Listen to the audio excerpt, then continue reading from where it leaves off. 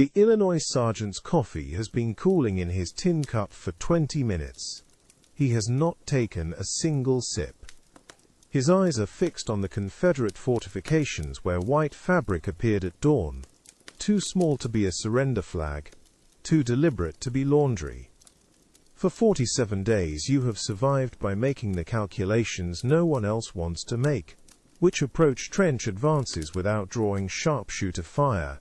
Which hardtack ration stretches across 3 days of delayed supply wagons? Which counter-mining pattern lets you dig, while Confederate miners listen in the darkness 20 feet below? But the white fabric on the ramparts means the mathematics are about to change. Surrender does not follow siege logic. It follows starvation logic, desperation logic, the logic of a city that has run out of everything except the ability to raise a flag. By sunset you will know if the white fabric is surrender or deception. The real question is whether 47 days of digging toward people who have been shooting at you ends with white flags, or with one final barrage that buries you in the red clay you have been moving since May. If you can spot a surrender flag before it becomes a sharpshooter trap, join the council by subscribing. Signal your position and the hour. The trenches are waiting for your report. You crouch in the trench with a shovel in your hands, red clay already caking the handle, and the Mississippi River whispers below through humid air thick with gunpowder and the sweet rot of magnolia blossoms. Dawn breaks over Vicksburg on the morning of May 18th. The light comes slowly, filtering through smoke that has not cleared from yesterday's bombardment. The Confederate fortress sits on the bluff above you like a crown of earth and timber, its ramparts scored with artillery positions that have been firing at these trenches for 39 days without pause. The Mississippi curves below the city in a great brown arc, muddy water moving south with the patient certainty of something that has been flowing for 10,000 years, and will continue flowing long after this siege ends. The Union trenches zigzag up the slope in approach patterns designed to minimize exposure to sharpshooter fire. Red clay walls press close on either side. The clay smells like iron and rain, even though it has not rained for 3 days. Your uniform is the color of the earth you have been digging. Your hands are the color of the earth. The shovel is the color of the earth. Everything in this trench system has taken on the hue of Mississippi clay, as if the ground is slowly reclaiming the men who keep cutting into it. The Confederate artillery opens fire at dawn. This is expected. The timing is precise enough that you could set a pocket watch by it, if anyone in the trenches still carried a working pocket watch, instead of trading it for hardtack rations 2 weeks ago. The first shell screams overhead with a sound like fabric tearing in a room the size of the sky. You do not look up. Looking up is how men get their faces removed by shrapnel. The concussion hits a moment later. A pressure wave that slams into your chest like an invisible fist, pushing the air from your lungs and leaving a ringing in your ears that will not fade until the barrage stops. The shell impacts somewhere behind the trench line. Red clay fountains into the air, a geyser of earth that rises 20 feet before collapsing back down in a rain of clods and stones. The second shell follows 5 seconds later, then the third. Then the rhythm settles into the pattern you have learned to read like a heartbeat. 1 shell every 8 seconds, walking fire across the approach trenches in a sequence designed to kill anyone moving between positions. You taste iron on your tongue. This is not blood.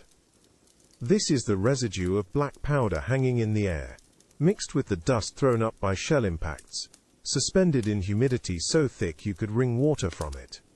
The magnolia trees along the riverbank are blooming. Their scent reaches the trenches in moments when the wind shifts, a sweetness so out of place with the bombardment that the first time you smelled it you thought someone had died, and the smell was rot. It was not rot, it was flowers. The contrast has never stopped being surreal. The Union trenches outside Vicksburg at dawn are the 1863 equivalent of a construction site where the workers are being shot at by the building they are trying to reach. The shovels are ready, the sharpshooters are watching. The barrage continues. You count the shells. Counting is something to do with your mind, while your body stays low and still. 8 seconds between impacts. 7 shells per minute. 420 shells per hour if they maintain this rate, which they will not because Confederate powder supplies are running as low as Union food supplies, both sides grinding toward a conclusion that will be decided by which resource runs out first.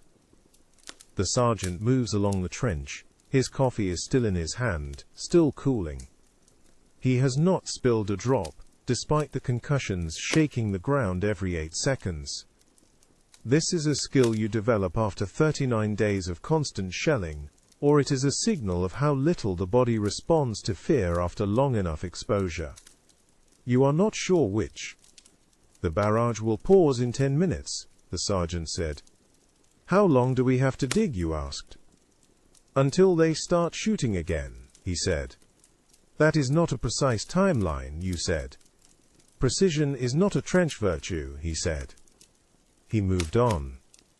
His boots squelched in the mud at the bottom of the trench, red clay mixed with groundwater that seeps up through the soil no matter how many drainage channels you cut. The coffee in his tin cup did not ripple, his hand was that steady. You grip the shovel and wait. The wood handle is worn smooth from use, the grain polished by the friction of thousands of shovel strikes cutting into Mississippi clay. Your palms have calluses on top of calluses. The blisters from the first week healed into hardened skin, that split again in the second week, and healed again into something tougher. Your hands no longer feel like hands, they feel like tools that happen to be attached to your wrists. The artillery fire walks closer. The next impact is 40 yards to your left. The one after that is 30 yards. The one after that is close enough that you feel the spray of clay against the back of your neck, small pellets striking fabric and skin, with the force of thrown gravel. Then the barrage stops. The silence is sudden and total. Your ears ring in the absence of sound. Somewhere along the trench line a man coughs, the noise absurdly loud in the quiet. Another man spits. You hear the river whispering below the bluff, a sound that has been there all along but inaudible beneath the shelling. The sergeant's voice cuts through the ringing. Now. You stand, but the white fabric on the ramparts is still visible in your peripheral vision, and you do not know yet if what comes next is digging or dying. The shovel bites into Mississippi clay, with a sound like a blade striking leather. The clay resists, then yields, splitting along a fault line you cannot see, but have learned to feel through the vibration in the handle. You lever the shovel full free and twist to dump it behind you in one motion, the weight of the clay familiar enough that your body knows the exact angle required to clear the trench wall without overbalancing. The clay is wet despite 3 days without rain. Groundwater seeps up from below, turning the soil into something with the consistency of mortar. It sticks to the shovel blade. It sticks to your boots. It sticks to your rifle, which is leaning against the trench wall, within arm's reach, because you are digging in a position where Confederate sharpshooters can see movement, and you may need to fire at any moment. You work in rhythm. Shovel strikes clay. Clay splits. Clay lifts. Clay dumps. Repeat. The motion is mechanical, a pattern your body has internalized after 39 days of identical work. Your breathing synchronizes with the strikes. Inhale on the bite. Exhale on the dump. Sweat drips from your forehead despite the early hour. The Mississippi heat is already pressing down. The air so humid that moisture condenses on your skin faster than it can evaporate. The man digging beside you is from Pennsylvania. You do not know his name. He arrived with a replacement company 2 weeks ago and has not spoken except to confirm orders. His shovel strikes the clay half a second after yours, creating a doubled rhythm that would sound like a heartbeat if heartbeats were made of metal and earth. The trench extends forward in a zigzag pattern designed by an engineer who understands enfilade fire. Each segment is angled so that Confederate sharpshooters on the ramparts cannot fire straight down the length of the ditch. This means you are digging in 7-foot segments, then turning 90 degrees and digging another 7 feet, then turning 90 degrees back to the original direction. The mathematics of this approach add an extra 40% to the total distance you need to dig to reach the Confederate fortifications. The mathematics also keep you alive. The red clay of Mississippi has a particular quality. When you dig it, it sticks to everything. Your shovel, your uniform, your rifle. This is extremely inconvenient when you need to fire your rifle and discover the trigger mechanism is encased in clay. You pause to wipe your hands on your trousers. This does nothing. The trousers are already coated in clay. Wiping clay-covered hands on clay-covered fabric redistributes the clay without removing it. You know this. You wipe your hands anyway, because the motion gives you 3 seconds to straighten your back and assess the progress. The trench has advanced 2 feet in 10 minutes of digging. This is acceptable. The Confederate artillery has not resumed. This is also acceptable, but will not last. The pause between barrages averages 14 minutes. You have 4 minutes left. The Pennsylvania soldier stops digging and examines his rifle. The stock is smeared with red clay. The barrel is clean, but the trigger guard has accumulated a thin crust where clay spatter dried in the heat. He works his thumb into the mechanism, trying to clear it. The clay is impossible to remove from the rifle, the soldier said. Soak it in river water tonight, you observed. The river is 100 yards away through sharpshooter sight lines, he said. Then you will clean it with spit and patience, you said. He nodded and returned to digging. You do the same. The shovel bites clay, the clay splits. The motion continues. The trench wall to your right is 3 feet high. The wall to your left is 4 feet high, because the ground slopes toward the river, and you are cutting into a hillside. The walls are not vertical. They are angled at 60 degrees to prevent collapse, which means every shovelful of clay removed requires 2 shovelfuls of space. The removed clay piles behind the trench in a spoil heap that grows higher with each passing day, a ridge of raw earth that marks the path of your advance like the wake of a ship moving through soil instead of water. Somewhere along the line a pickaxe strikes stone. The sound is sharp and bright, metal on rock instead of metal on clay. The digger curses. Stone means the trench needs to divert, or the stone needs to be broken, and breaking stone with a pickaxe while Confederate sharpshooters are watching is a test of whether you value progress more than you value remaining unshot. The sergeant appears at the elbow of the trench. He moves in a crouch, his head below the level of the spoil heap. His coffee cup is empty now. He must have finished it during the barrage pause, or he dumped it to free his hands. You did not see which. 2 more feet, he said. Then brace for the next barrage. You do not acknowledge this with words. You acknowledge it by digging faster. The shovel strikes clay with more force. The rhythm accelerates. Beside you the Pennsylvania soldier matches the pace. His breathing grows heavier. Yours does the same. The heat is building. The sun has cleared the horizon now, and the light slants down into the trench at an angle that will steepen as the morning progresses until, by noon, the trench will be in full sun with no shade, except what you can make by draping a shelter half over the gap between the walls. The shelter halves do not provide much shade. They provide the idea of shade, which is almost as valuable when the temperature reaches 98 degrees, and the humidity makes the air feel solid. You reach the 2-foot mark. The trench segment is complete. You set the shovel against the wall and reach for your rifle. The clay on the stock has dried to a crust. You chip it off with your thumbnail, working carefully around the lock mechanism. The trigger guard is still fouled. You work spit into the clay and scrape it free with the edge of your belt knife. The process takes 30 seconds. The Confederate artillery opens fire again. The first shell screams in from the right, the second from the left. They are walking the barrage across a different section of the trench line now, targeting a position 300 yards south. This is fine. This means you are not the target. This means you can stay in this trench segment and wait for the next pause instead of moving to a safer position that does not exist. You crouch with your back against the clay wall and close your eyes.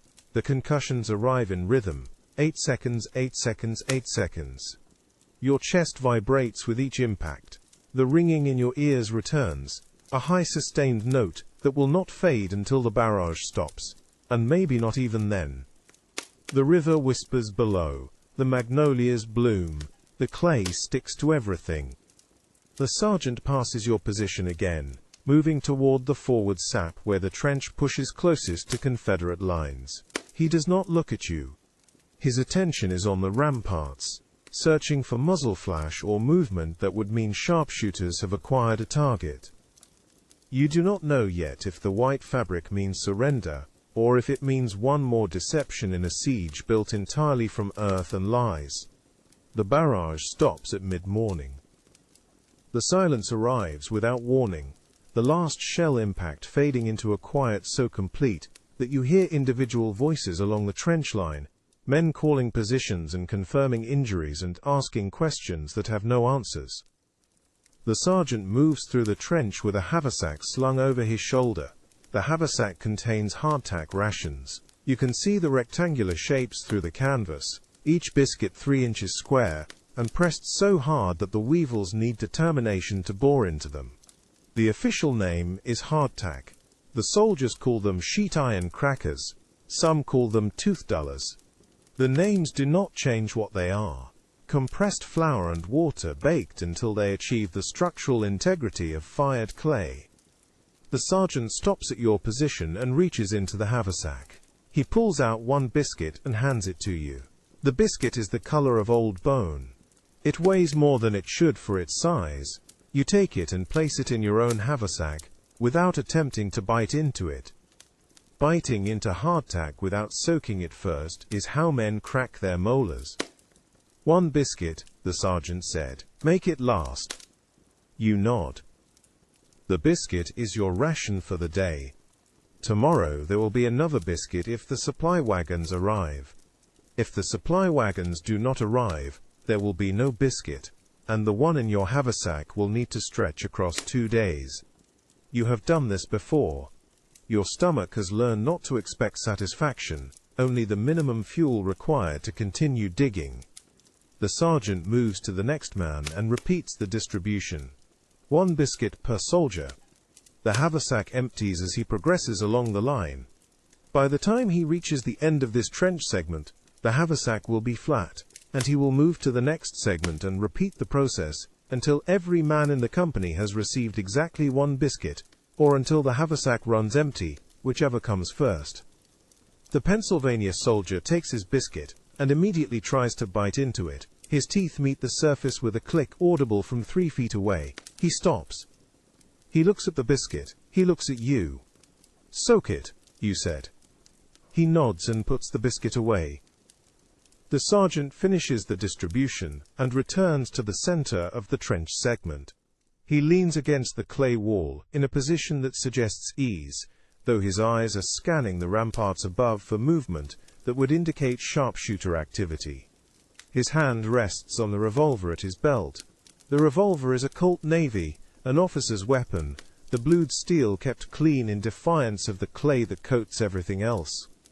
Confederate gunners couldn't hit a barn from inside it, the sergeant said. That is not remotely accurate, a soldier laughed. Neither is there artillery, the sergeant said.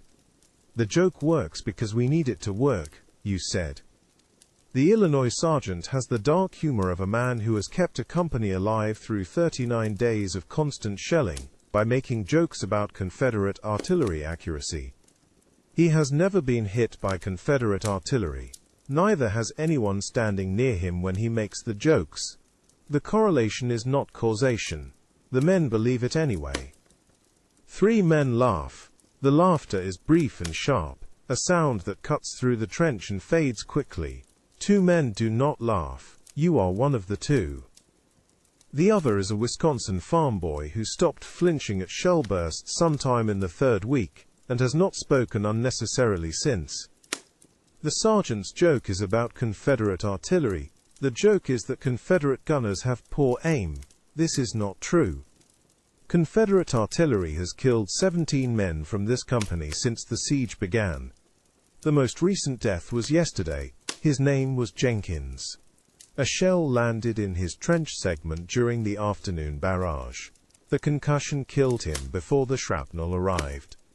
His body was removed after dark and buried in a mass grave behind the Union lines. One more name added to the regimental record, and one fewer man to distribute hardtack to this morning. The sergeant knows this. Everyone in the trench knows this. The joke is not about accuracy. The joke is about maintaining the idea that Confederate artillery is survivable, that the shelling is a nuisance rather than a threat, that you can stand in a trench and be hit by concussive force 17 times per hour and walk away intact if you are smart or lucky or favored by a sergeant who tells jokes. The laughter is not about the joke. The laughter is about surviving long enough to hear another joke tomorrow. The sergeant does not smile. He told the joke with the same flat tone he uses to give orders. Now he shifts his weight and looks toward the Confederate ramparts. The white fabric you saw at dawn is no longer visible. Either it has been taken down or you are at the wrong angle to see it from this position. You do not know which. Next barrage in 20 minutes, the sergeant said. Dig while it's quiet. You pick up the shovel. The handle is still slick with clay. You wipe it on your trousers again, knowing it will do nothing, and drive the blade into the earth. The clay splits. The shovel lifts. The spoil dumps behind you. The rhythm continues. Somewhere along the trench line another man laughs at something you cannot hear. The sound carries in the quiet between barrages, a brief moment of noise that fades back into the whisper of the river and the distant calls of men confirming positions. The sergeant watches the ramparts. His hand stays on the revolver. His eyes do not blink. The white fabric has not reappeared. You think of Jenkins, buried in clay that looks exactly like the clay on your hands, and you do not know if the flag you saw means the killing is ending, or if it means something worse is about to begin. The tin plate arrives with one biscuit on it, 3 inches square. You pick it up, it has weight. Your hardtack ration for today is 1 biscuit. The biscuit is 3 inches square, and has the structural integrity of a roof tile. You have seen men break teeth on these. You have seen men use them as writing surfaces.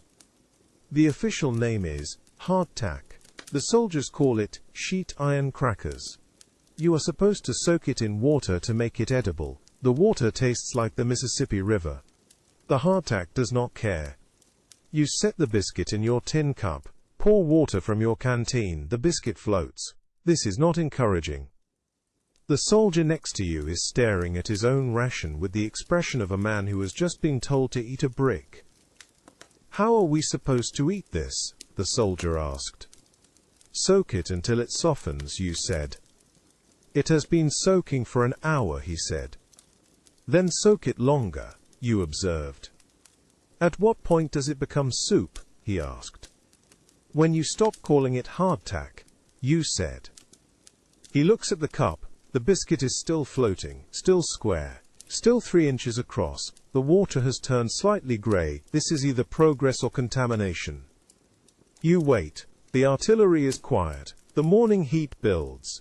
Flies arrive. They ignore the hardtack entirely. This tells you something about the hardtack's appeal as food. 20 minutes pass. You fish the biscuit out of the cup. It has absorbed water. It is heavier now. You bite into it. Your teeth meet resistance. The biscuit yields slowly. The texture is somewhere between bread and wood pulp. The taste is flour and river, and something else you cannot identify. You chew. You swallow. You take another bite. The soldier is watching you. Does it get better? He asks. No, you say. He nods. He bites into his own biscuit. His jaw works. He does not complain. Complaining does not make the biscuit softer. Complaining does not make more biscuits appear. You learned this 3 weeks ago. The sergeant moves down the trench line. He is carrying his own biscuit. He is not eating it. He is using it to gesture while he talks to another soldier about something you cannot hear. The biscuit does not break when he gestures. This is either impressive or depressing. You finish your ration. Your stomach registers the arrival of food. It does not register satisfaction. Satisfaction is not part of the contract anymore. The contract is, you eat what arrives. What arrives keeps you standing. Standing is the requirement. The soldier next to you is still chewing. He has the look of a man who is thinking very hard about something. Probably about how many more days of this remain. Probably about whether the biscuits will improve. They will not improve. You drink the water from your tin cup. It tastes like dissolved hardtack. You drink it anyway. The artillery begins again. The sound arrives from the Confederate lines. The shell screams overhead. The impact is 200 yards behind your position. Red clay fountains into the air. The concussion reaches you 3 seconds later. A pressure against your chest. Then quiet again. The soldier has stopped chewing. He is looking toward the Confederate ramparts. The biscuit is still in his hand. Half eaten. He will finish it. Everyone finishes it. The alternative is hunger. Hunger is worse than hardtack. You know this because you have tried both. Another shell, closer this time, 150 yards. The clay spray reaches the trench. Fine red dust settles on your hands. On the biscuit in the soldier's hand. He looks at it. He takes another bite. The dust does not change the taste. The taste cannot get worse. The sergeant walks past again. He pauses, looks at the two of you sitting against the trench wall with your biscuits and your tin cups. Jenkins would have laughed at this, the sergeant said. You say nothing. Jenkins died in Chapter 3, Confederate artillery, direct hit. He is not laughing at anything anymore. The sergeant moves on. The soldier next to you finishes his biscuit. The morning continues. The heat builds from the clay walls around you. Your canteen is lighter than it was 10 minutes ago. You do not refill it yet. Water is rationed. The next distribution is not until evening. You stand. The day's work is waiting. The approach trench will not dig itself. The biscuit is finished. Your body has what it needs to swing a shovel. This is the mathematics. 1 biscuit equals 4 hours of digging. 4 hours of digging equals 20 yards of trench advancement. 20 yards of advancement equals 1 day closer to the end of this siege. The end of the siege is when the hardtack stops. The shovel is in your hands before you think about picking it up. The approach trench needs to advance 20 yards closer to Confederate lines. This sounds like a reasonable construction goal. What it actually means is, you need to dig a zigzagging ditch through red clay, while men on a hill shoot at anyone whose head rises above ground level. The clay is red. The clay is dense. The blade bites in. You lever. A chunk comes free. You lift it over the parapet. You do not stand. Standing is how men die, in approach trenches. The sergeant is 10 feet to your left. He is on his knees, digging. Keep your head below the parapet, the sergeant said. The clay is too heavy to lift without standing, you said. Then lift less clay more often, he said. That will take twice as long, you said. Twice as long is better than dead, he said. You dig smaller. The blade takes less clay. You lever, you lift. Your back protests. You ignore your back. Your back is not in charge of whether you stand up and get shot. Your brain is in charge of that. Your brain says stay down. The sun is overhead. No shade in an approach trench. The heat comes from above, and from the clay walls around you. The clay holds heat like a brick oven. You sweat. The sweat runs into your eyes. You wipe it away with the back of your hand. Your hand is covered in red clay. Now your face is covered in red clay. This is fine. Clay does not kill you. Bullets kill you. The man behind you is digging. You hear his shovel strike. Hear the clay come free. Hear him breathing. He does not speak. Speaking is extra effort. Effort is finite. You save it for digging. 20 yards to advance. You have advanced 4 feet in the last hour. The mathematics are simple. 5 more hours equals 20 yards. 5 hours equals 240 minutes. 240 minutes is a long time to stay bent over in a ditch while men try to shoot you. A crack. Sharp. Close. You freeze. The sound came from the Confederate ramparts. A rifle shot. You wait. No impact. No scream. The sharpshooter missed, or was not aiming at your section. You dig again. The rhythm establishes itself. Drive the blade. Lever the clay. Lift over the parapet. Reset. Repeat. Your hands blister. The blisters break. You do not stop. Stopping does not make the hands heal. Stopping makes the trench not advance. The trench must advance. The Wisconsin farm boy is somewhere behind you. You cannot see him. The trench zigzags. He is around the corner. You hear digging. Multiple shovels. The sound is steady. No one is talking. Everyone is digging. Another shot. This one strikes the parapet 3 feet to your right. The clay explodes in a small puff. Fragments scatter. One fragment hits your arm. It does not break skin. You dig. The sergeant has moved. He is farther down the line now. You hear his voice. Low, steady, giving instructions to someone. You do not hear the words. You hear the tone. The tone says keep working. The tone says we are not stopping. Your shoulders burn. Your back burns. Your hands are past pain. They have moved into a state where feeling stops mattering. The shovel moves. The clay moves. This is the only fact that matters. 2 more hours pass. You know this because the sun has moved. The shadow of the parapet has shifted. You are digging in shadow now. This is better. The heat is still terrible, but the sun is not directly on your neck. The soldier ahead of you stops digging. He sits back. He is breathing hard. His face is red clay and sweat. He looks at his hands. He does not speak. He picks up his canteen. He drinks. He does not have much water left. None of you do. He puts the canteen down. He picks up the shovel. He digs again. You have advanced 12 feet. 8 feet remain. The mathematics are encouraging. 2 more hours. Maybe 3. Then this section is complete. Then you move to the next section. The next section will be exactly like this section. Red clay. Heat. Sharpshooters. 20 more yards. A shell screams overhead. You do not look up. Looking up means lifting your head above the parapet. The shell lands behind your position.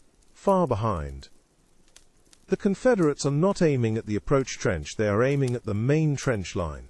The main trench line is where the supplies come in. The supplies are more important than the diggers. You understand this. You do not like it. Understanding and liking are different things. You dig. The blade strikes something hard. A rock. You work the blade around it. You lever. The rock comes free. It is the size of your fist. You lift it over the parapet. It thuds on the other side. You dig again. The approach trench advances, inch by inch, shovel by shovel. 1 man, then another, then another. 20 men, digging for 5 hours, equals 20 yards. 20 yards multiplied by 47 days, equals the distance between the main Union line and the Confederate ramparts. The mathematics work. The mathematics always work. Math does not care about heat or blisters or sharpshooters. You dig. The digging stops at sunset. Your hands release the shovel. They do not want to. You climb out of the approach trench. Stand. Your back straightens slowly. Everything hurts. This is normal. You walk toward the main trench line. The ground between trenches is churned mud and clay. Your boots sink. The Mississippi River is 100 yards away. The water is cool. The water is drinkable if you do not think too hard about what is upstream. You are not allowed to go to the river. The Confederate sharpshooters have excellent sight lines to the riverbank. The river does not care that you can see it and cannot reach it. You can hear the river. Soft, constant. The sound of water moving over mud and rocks and whatever else is in the Mississippi in July 1863. The sound promises coolness, promises drinking without rationing, promises washing the clay off your hands and face and neck. The sound is lying, not about the water. The water is real, the coolness is real, the lie is about access. You cannot reach the river. Reaching the river requires crossing 100 yards of open ground. Open ground is a sharpshooter's paradise. 3 men tried to reach the river 2 weeks ago. 2 made it back, the third is still there. You sit. The trench wall is at your back. Your canteen has 2 inches of water left. Maybe 3. You drink 1 inch. The water is warm. The water tastes like metal and canvas. You do not care. Water is water. The soldier next to you is staring toward the river. You cannot see the river from here. The parapet blocks the view. But you know where it is. Everyone knows where it is. The river has been 100 yards away for 39 days. Distance does not change. The river does not move. You do not move. The space between remains constant. I could reach the river in 30 seconds, the soldier said. You would be dead in 15, you observed. The water is right there, he said. The water has been right there for 39 days, you said. That does not make it less frustrating, he said. Frustration is not a valid crossing strategy, you said. He looks at his canteen. He does not open it. He is rationing. Everyone is rationing. The supply wagons come every 3 days, sometimes 4. The water they bring is never enough. The water is never cold. But it is water. Water keeps you standing. Standing is the requirement. The river whispers. You hear it under the other sounds. Under the voices of men along the trench line. Under the distant artillery. Under your own breathing. The river has been whispering for 39 days. The whisper says the same thing every day. Cool water. Unlimited water. Water that does not taste like a canteen. You do not listen. Listening makes it worse. The sun is down. The heat remains. The clay walls hold warmth. The air is thick. You breathe it anyway. The alternative is not breathing. Not breathing is not an option. Another soldier walks past. He is carrying 2 canteens, both empty. He is heading toward the water distribution point. The water distribution point is 300 yards behind the main trench line. 300 yards there. 300 yards back. Carrying water. The work does not stop when the digging stops. You close your eyes. The river sound continues. Soft, constant, promise without delivery. You know what the river tastes like. You tasted it when you first arrived. Before the siege lines were set. Before the sharpshooters established their positions. The river tastes like mud and salt, and something organic you do not want to identify.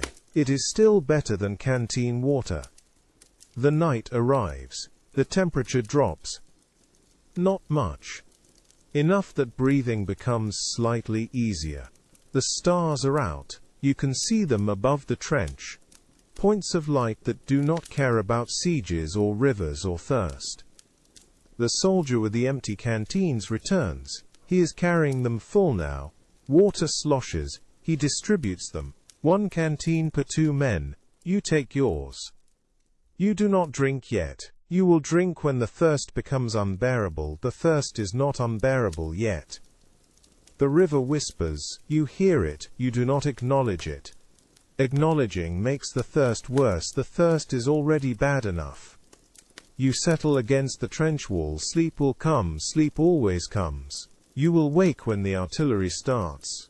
The artillery always starts. The cycle continues. Dig.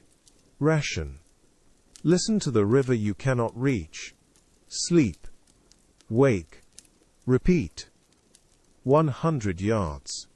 30 seconds of running. 15 seconds until a sharpshooter fires. The mathematics are clear. The river is unreachable. The river does not care. You hear the water. You do not move. The night deepens. Somewhere along the line a man is singing. Quiet. Something about home. The song stops. The river continues. The river will outlast the siege. The river will outlast you. The river has been here longer than the Confederacy, longer than the Union, longer than the war. The river does not care who wins. You close your eyes. The whisper remains. You sleep anyway. The supply line is broken somewhere between Memphis and here. This is not explained in detail because explanations do not change the fact that the hardtack crate contains exactly 1 biscuit per man, and the supply wagons will not arrive for 3 more days. Supply wagons delayed 3 days, the sergeant announced. The men stand in a loose formation that has stopped resembling military order and started resembling a queue for disaster. The biscuit in your hand weighs approximately 4 ounces. You have been trained to calculate trajectories and approach angles. The mathematics of starvation require similar precision. How do we stretch 1 biscuit across 3 days? A soldier asked. 1/3 biscuit per day per man, you calculated.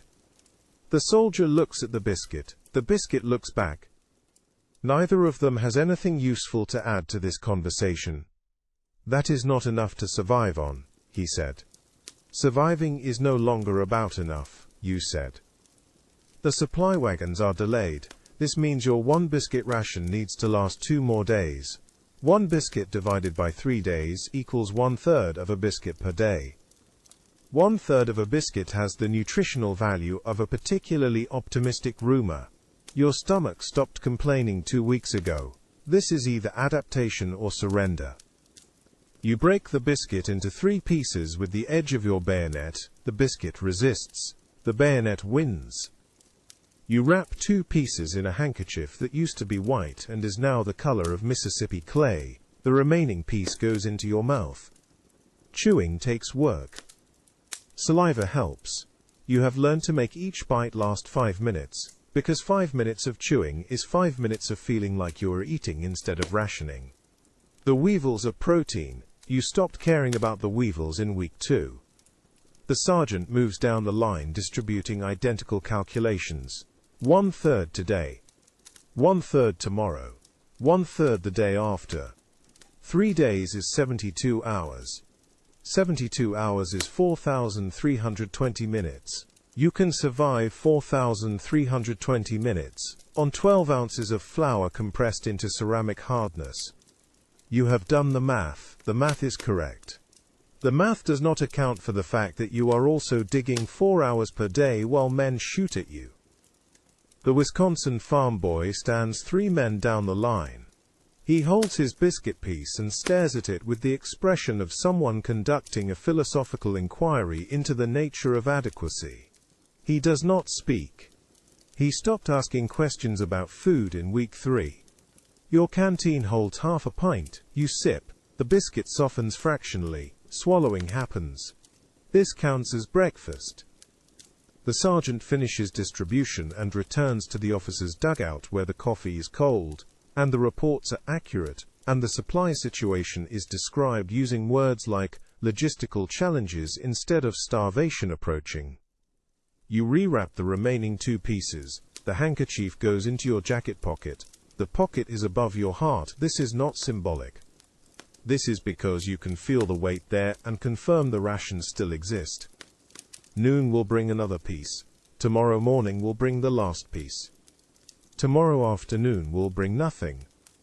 Tomorrow night the supply wagons will arrive or they will not arrive, and the mathematics will recalculate accordingly. Hunger has stages. Stage 1 is discomfort. Stage 2 is distraction. Stage 3 is when you stop noticing. You passed stage 3 6 days ago. What comes after stage 3 is not hunger anymore. It is a baseline condition, the body adjusting to new operational parameters. You return to the trench. The shovel waits. Digging burns calories you no longer have. The approach trench must advance anyway. Confederate sharpshooters do not care about your nutritional deficit. 4 hours of digging equals 1/6 of a biscuit worth of energy expenditure. 1/3 of a biscuit minus 1/6 leaves 1/6 remaining. 1/6 of a biscuit is not enough to replace what you just burned. The math is clear. The deficit compounds daily. The siege cannot last forever. One of those facts will resolve the other. Dawn. The sergeant's coffee sits cold in his tin cup. He has not touched it. The cup holds his attention anyway.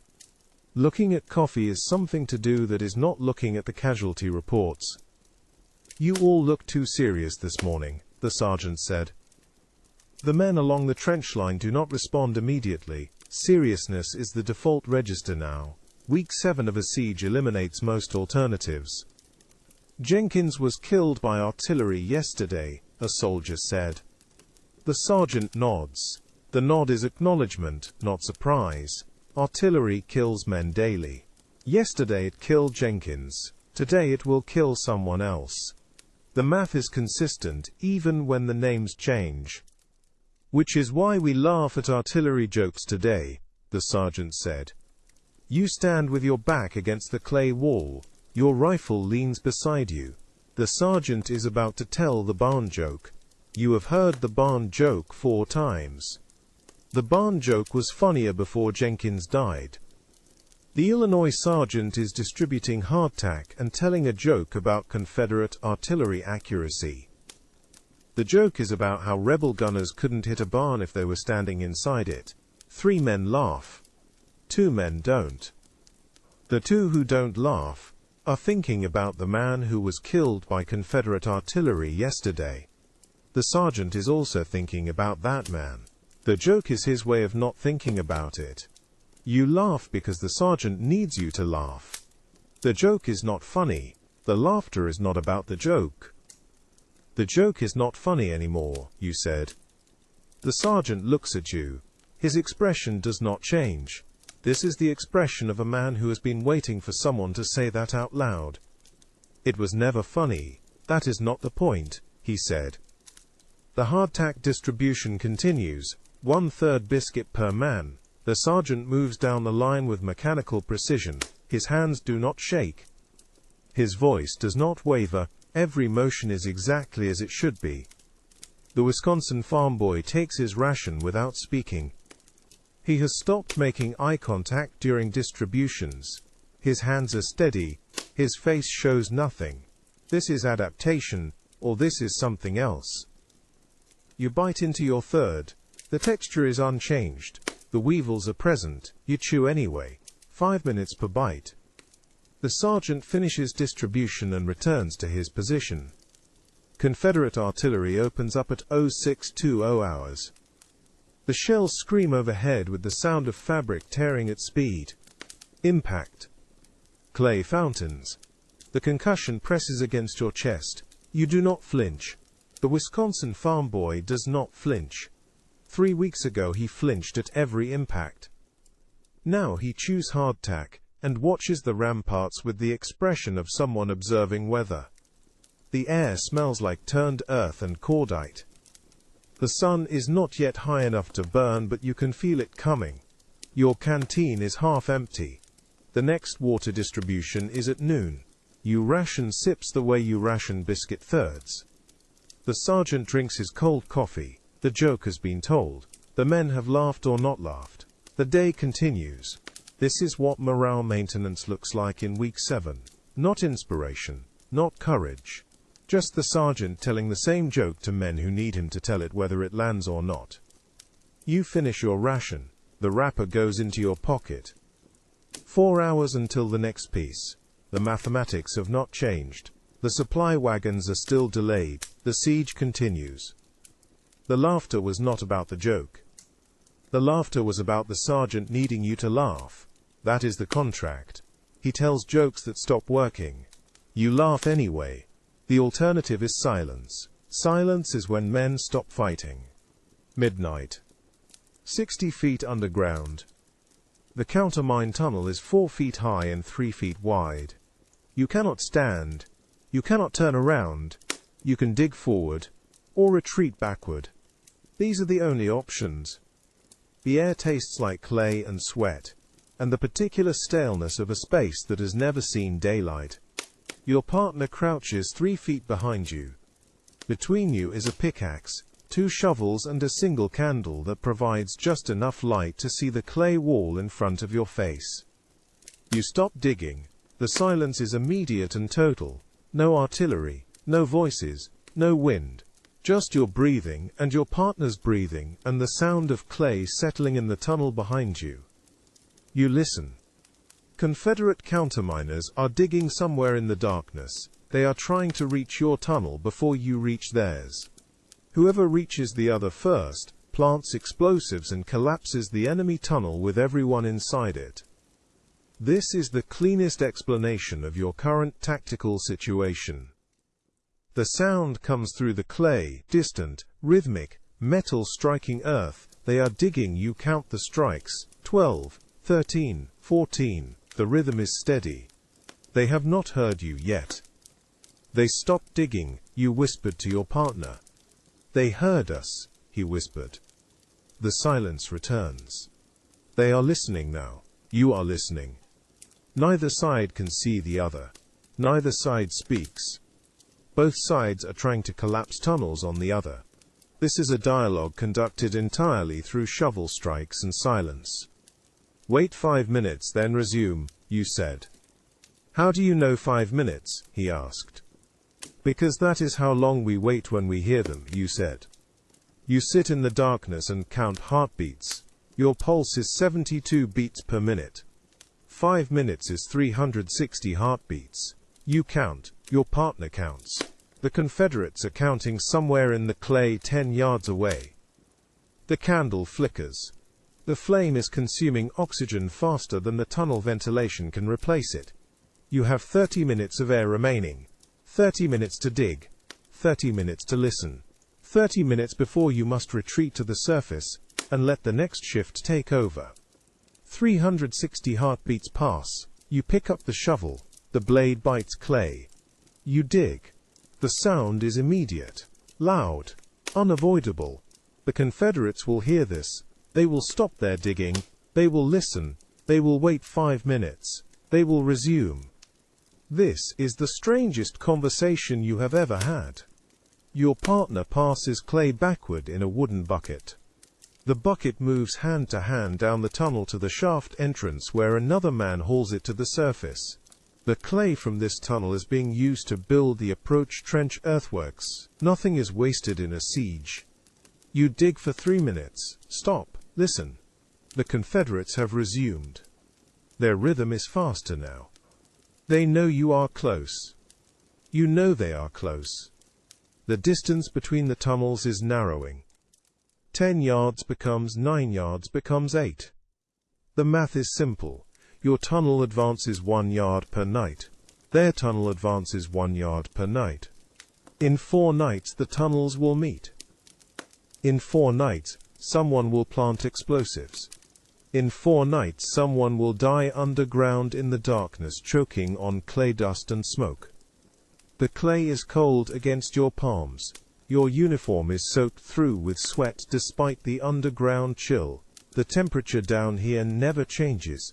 58 degrees. Your body produces heat. The tunnel traps it. The difference is moisture. You dig, they dig, you stop, they stop. The silence is a language, the rhythm is a message. We hear you, we are coming, we are ready. The candle gutters. Your shift is ending, you retreat backward down the tunnel, your partner follows. The next team waits at the shaft entrance. They descend, you ascend. The surface air tastes like gunpowder and magnolia and freedom. The countermining continues. 24 hours a day, 3 shifts. The Confederates are doing the same. Somewhere in the darkness beneath Vicksburg, two armies are having a conversation with shovels that will end in fire. The Confederate counterminers have a pattern. You have been listening for 3 weeks. Every night between 2 and 4 a.m., they dig with the confidence of men who think Union sentries are drowsiest then. Every dawn they go silent. The rhythm is precise enough to set a watch by. Precision is exploitable. Your partner crouches beside you in the approach trench. The clay is cool against your knees. Above, the stars are visible between drifting powder smoke. They always dig loudest between 2 and 4 a.m., your partner said. Because they think we are drowsiest then, you observed. Should we dig during their noise? He asked. That is exactly what we should do, you said. That seems obvious now that you say it, he said. You are listening for Confederate counterminers. This is the strangest conversation you have ever had. They dig. You listen. They stop. You dig. You stop. They listen. Neither side can see the other. Neither side speaks. Both sides are trying to collapse tunnels on the other. It is a dialogue conducted entirely through shovel strikes and silence. The Confederates just went quiet. This means they heard you. You stop digging. Your partner stops. 15 seconds pass. 20, 30. Underground, sound travels through clay like rumor through an army. Every strike is a question. Every silence is an answer. You wait. Your partner's breathing is steady beside you. Somewhere along the Confederate ramparts a torch flares and dies. The Mississippi whispers past the bluffs 200 yards west. 45 seconds. The Confederates do not resume. This means the conversation is working. The air in the trench tastes of wet earth and old powder. You press your palm flat against the clay wall. Vibration carries through soil. A code you are learning to read. 3 light taps. A pause. 2 heavy strikes. The Confederates testing whether you are still listening. You keep your hand motionless. Your partner watches your face for the signal. 1 minute. The silence holds. 2 minutes. A cricket starts up somewhere in no man's land. The sound is absurdly domestic. Your partner's mouth twitches, but he does not smile. Both of you remember Wisconsin. Both of you remember when crickets meant evening, not battlefield silence measured in shovel strikes. The smell of clay is thick now. It coats your throat. Your knees ache against the trench floor. You shift your weight carefully. No sound. Your partner mirrors the movement. 3 minutes. The Confederates resume digging. Different rhythm. Slower. Cautious. They know you are there. They do not know where.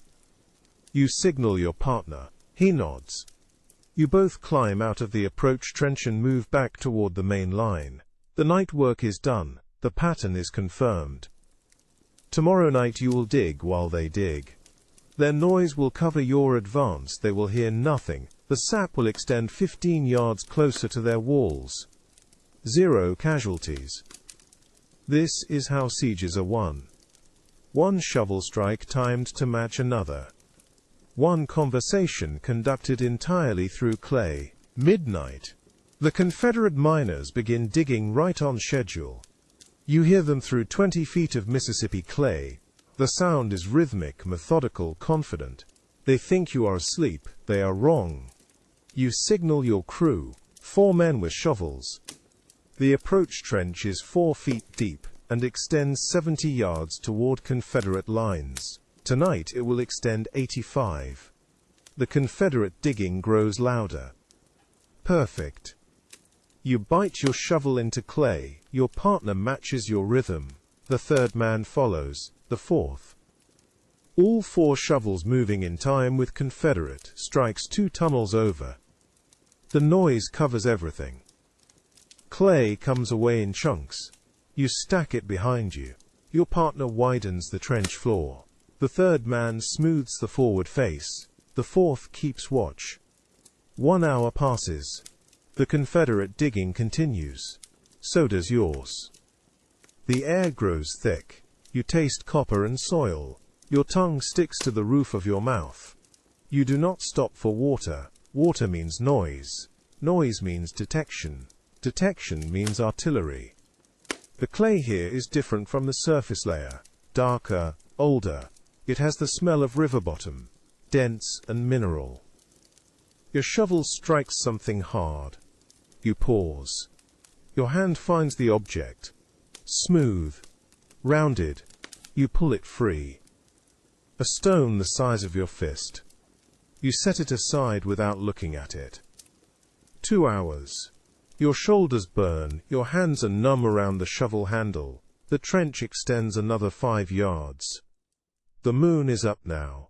You see its light reflected in your partner's eyes when he glances back. No words. His face is slick with sweat despite the cool air. You nod. He returns to digging. Temperature drops. The pre-dawn cold settles into the trench. Your breath begins to fog. You can see each man's exhalation. Small clouds that dissipate before they rise above the trench lip. The Confederate digging continues. Steady. Unvarying. They have no idea you are 30 feet closer than you were at sunset. 3 hours. The Confederates go quiet. You stop immediately. Your crew freezes. 60 seconds of silence.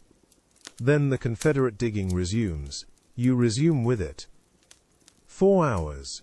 Dawn is 2 hours away. The Confederate miners stop for the night. You stop with them. Your crew climbs out of the trench and moves back to the main line. You check the distance. 15 yards advanced. 0 casualties. The approach trench is now 85 yards long. The sergeant is waiting when you reach the main line. His coffee is steaming in the pre-dawn cold. You advanced the sap 15 yards in one night, the sergeant said after dawn. The Confederate miners provided excellent noise cover, you said. How did you know they would dig then? He asked. They have been digging at the same time for 3 weeks, you said. That is either observation or witchcraft, he said. Observation is just patient witchcraft, you said. The sergeant studies you for a moment. Then he nods and walks away. The coffee stays in his hands. He does not offer you any. You do not expect it. The sun rises over Vicksburg. The Confederate ramparts hold their shape against the light. The approach trench is 15 yards closer than it was yesterday. This is how sieges are won. The Wisconsin farm boy is at the saphead. 39 days in the trenches. You watch him work. His shovel moves with mechanical precision. A shell bursts 60 yards north. He does not flinch. He does not pause. He continues digging. First week, he flinched at every explosion. Second week, he flinched at nearby explosions. Third week, he flinched at very close explosions. Fourth week, he stopped flinching entirely. You do not know if this is adaptation or something else. Another shell bursts. Closer this time, 40 yards. Clay fountains into the air and patters down around the trench. The farm boy keeps digging. His rhythm does not change. You move up beside him.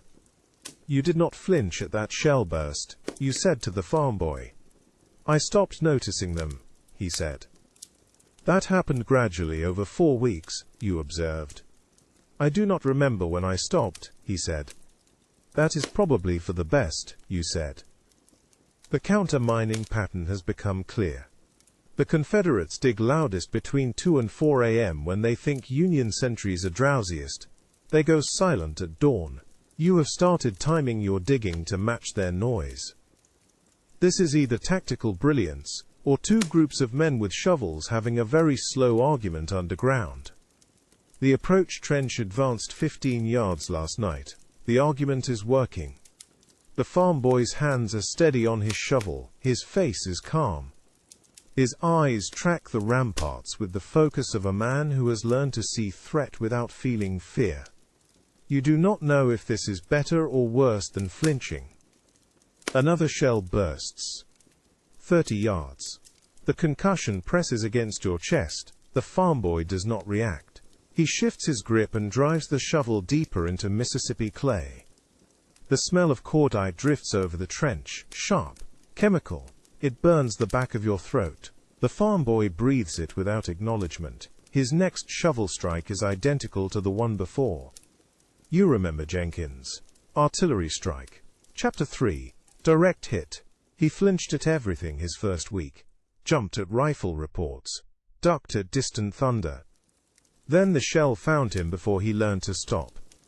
The farm boy never knew Jenkins. He arrived 2 weeks after.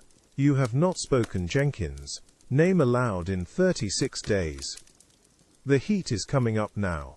The sun is climbing behind Confederate lines. The air above the trench begins to shimmer. You taste salt and dust. The farm boy's shirt is dark with sweat between his shoulder blades. He does not slow. He does not wipe his face. The shovel rises, falls, bites, lifts.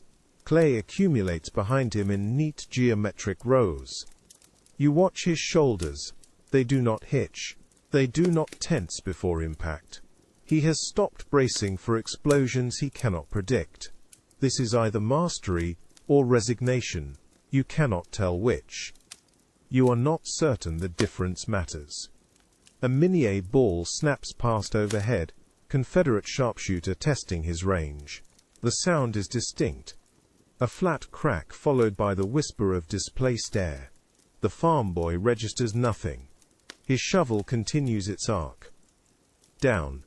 Bite. Lift. Stack. The trench extends another foot. Then another. The work continues. The shells continue. The farm boy continues. This is what 39 days underground does to a man. Mississippi heat pressing down. The air does not move.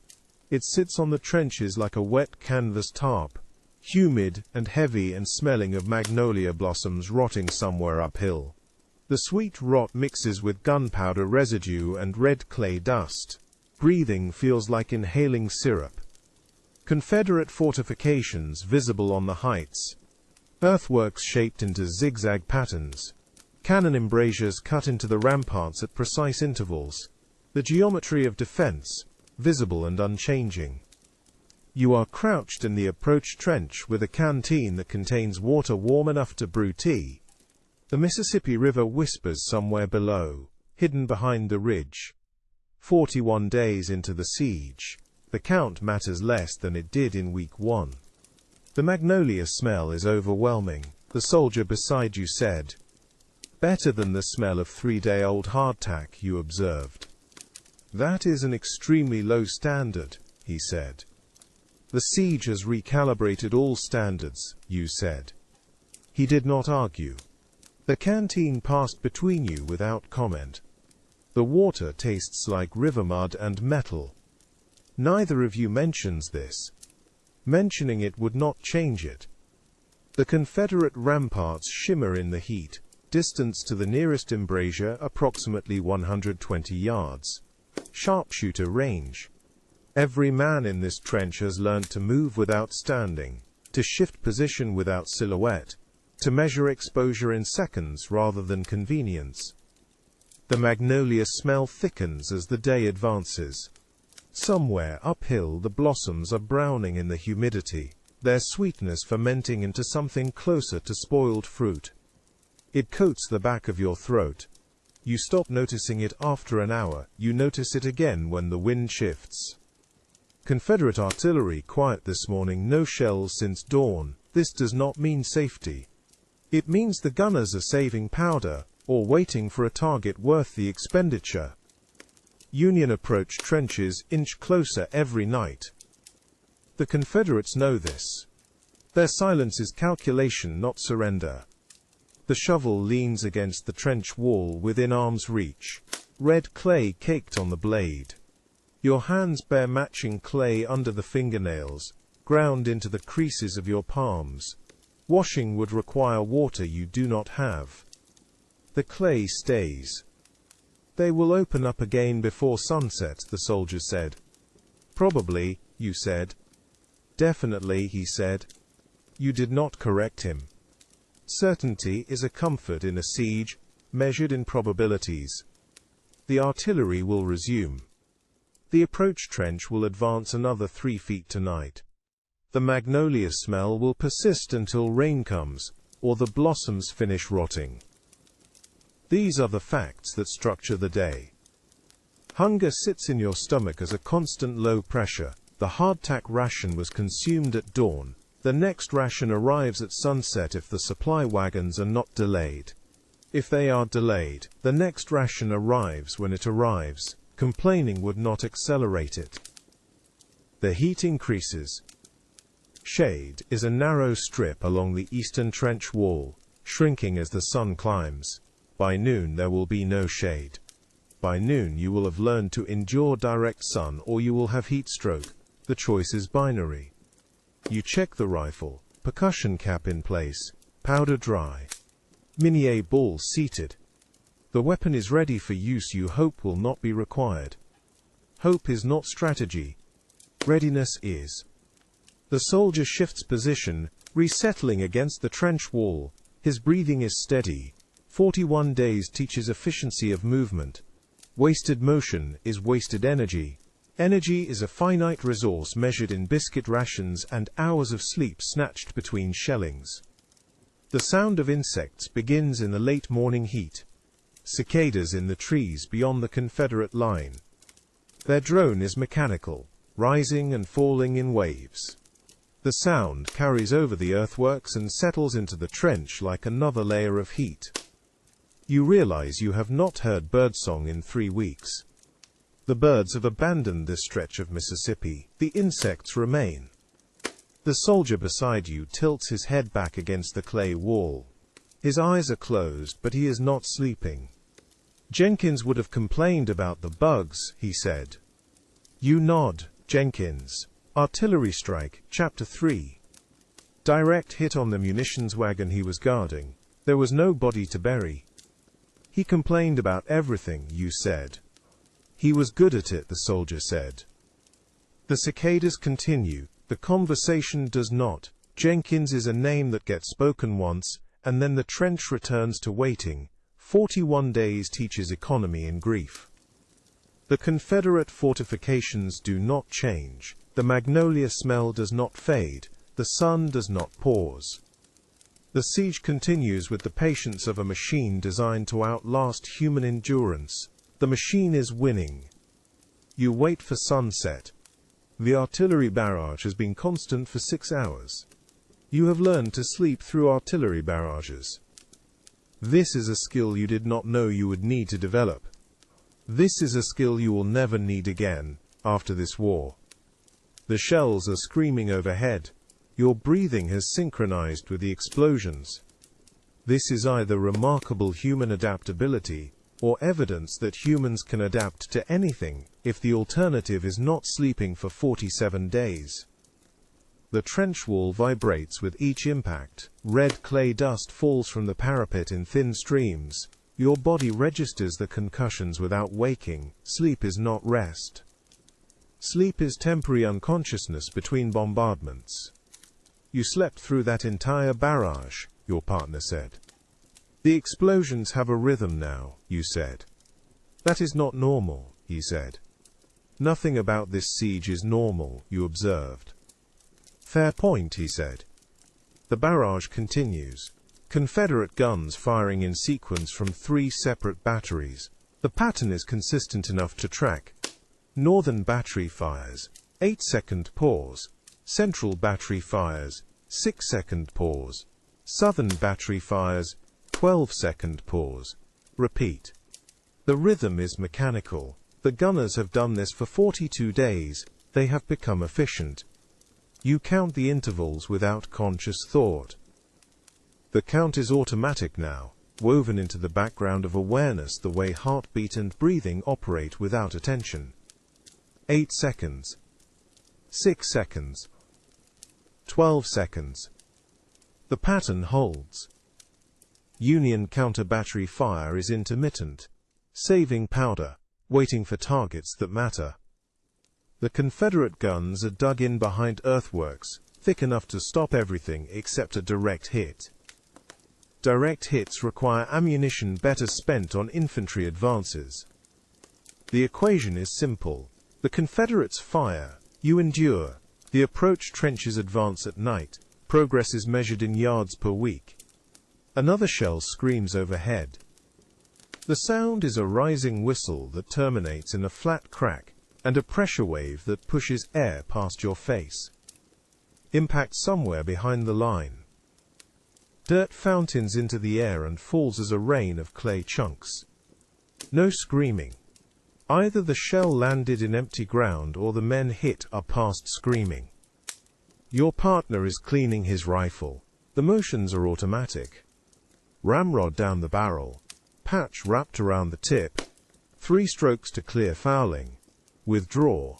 Inspect the patch. The patch is black with powder residue. He repeats the process. Maintenance continues regardless of bombardment. How much longer do you think? He said. Until what, you said? Until they stop, he said. They will stop when they run out of powder, or when we take the city, you said. Which happens first? He said. Both happen when they happen, you said. He nodded and returned to cleaning. Questions without answers are common in sieges. Asking them is a form of conversation, not a request for information. The information will arrive when it arrives. Asking does not accelerate it. The barrage continues. The shells scream. The impacts register as vibrations through the earth and concussions through the air. Your body accepts this as the baseline condition of existence. 42 days is long enough to forget what silence sounds like. The taste of gunpowder residue coats your tongue. It has been there so long you only notice it when you drink water. The residue floats in the canteen water as fine black particles. You drink it anyway. Filtering would require cloth you need for other purposes. The powder settles in your stomach along with the hardtack, and whatever else constitutes nutrition in a siege. Your partner finishes cleaning his rifle and sets it against the trench wall. He pulls out a letter. The paper is filthy, creased from being folded and unfolded. He does not read it. He holds it. The letter is from Michigan, 3 weeks old. The information inside is no longer current, but the physical object remains. Mail call was better when Jenkins was here, your partner said. He used to read his letters out loud, made us laugh. His sister wrote terrible poetry, you said. It was excellent, terrible poetry, your partner said. The artillery continues overhead. Jenkins is a space in the conversation where a man used to be. The letters from his sister stopped coming after the casualty lists went north. You close your eyes. The rhythm holds. 8 seconds. 6 seconds. 12 seconds. Sleep is possible between explosions if you stop expecting safety. Safety is not available. Sleep is available. You take what you can get. The next shell passes overhead. You do not open your eyes. The impact is distant. Someone else's problem. Your breathing slows.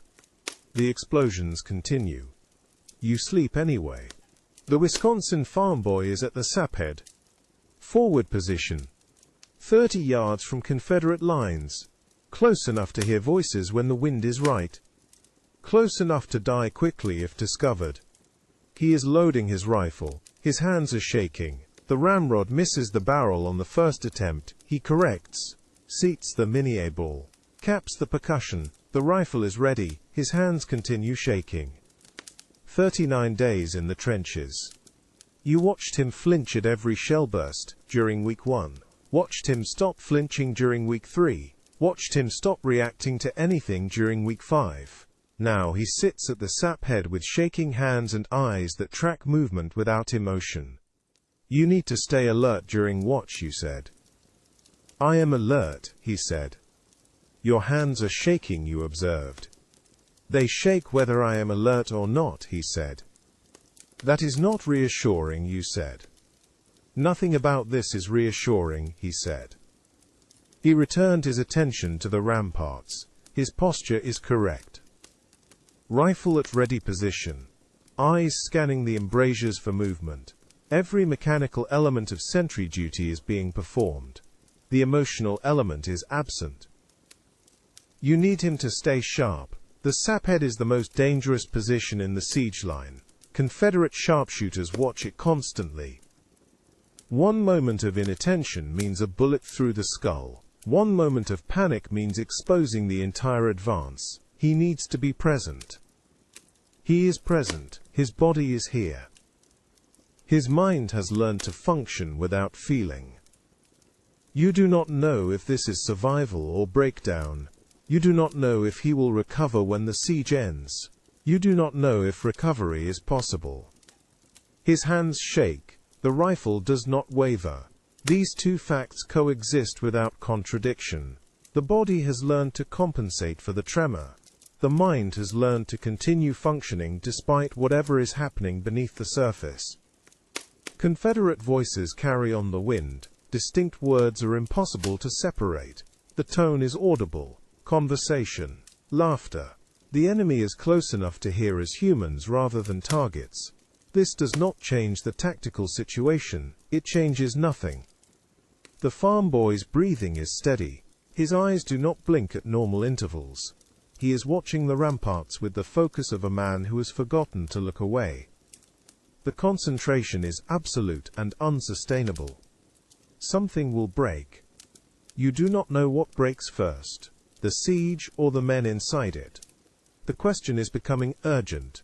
42 days is longer than most men were designed to function under constant threat. The body adapts. The mind adapts. The cost of adaptation is not yet calculable. Relief comes at midnight, you said.